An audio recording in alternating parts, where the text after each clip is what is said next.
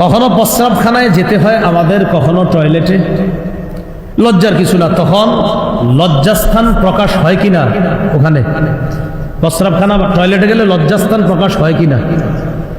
রাসূল সাল্লাল্লাহু আলাইহি সাল্লাম বলেন, শয়তান তখন তোমাদেরকে নিয়ে খেলা করার খুব চেষ্টা চালায়। ওই মুহূর্তে কি করবা?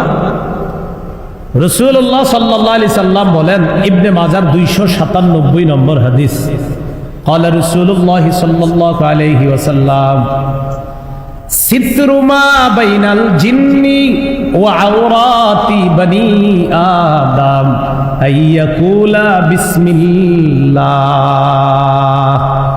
জিন এবং আদম সন্তানের সতরের মাঝে পর্দা বা আবরণ হলো ওই বান্দা পড়বে বিসমিল্লাহ।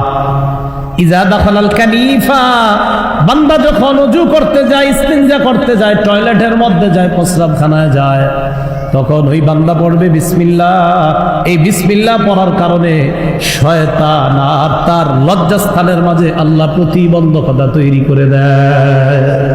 নাহলে শয়তান লজ্জাস্থান নিয়ে খেলা করে। তাহলে এই কথাগুলো গুরুত্ব দেন। বাচ্চা ও তো বিসমিল্লাহ পারে না, যে বাচ্চাটা, ওকেও যখন আপনি কমোডের মধ্যে বসান, বিসমিল্লাহ বলে ওকে বসান। বাচ্চাকে যদি বাথরুমে নেওয়ার উপযুক্ত হয়, 2.5-3 বছরে আস্তে আস্তে মারা কি করে, তখন বাচ্চাকে একটু বাথরুমে নিয়ে যাওয়ার চেষ্টা করে, তখনও আপনি ওই বাচ্চাকে নেওয়ার সময় বিসমিল্লাহ আল্লাহুম্মা ইন্নী আউযু বিকা মিনাল খুবুসি ওয়াল খাবাইস এই দোয়াটা পড়েন। কারণ এই বাচ্চার লজ্জাস্থান নিয়ে যেন ইবলিস খেলা করতে না পারে, এই জন্য এই দোয়াগুলা পড়া। মনে থাকবেনি সবার? তাহলে এই আমলগুলা মিস করেন না।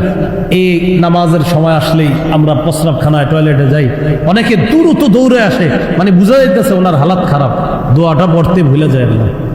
আল্লাহ আমল করার তৌফিক দান করেন।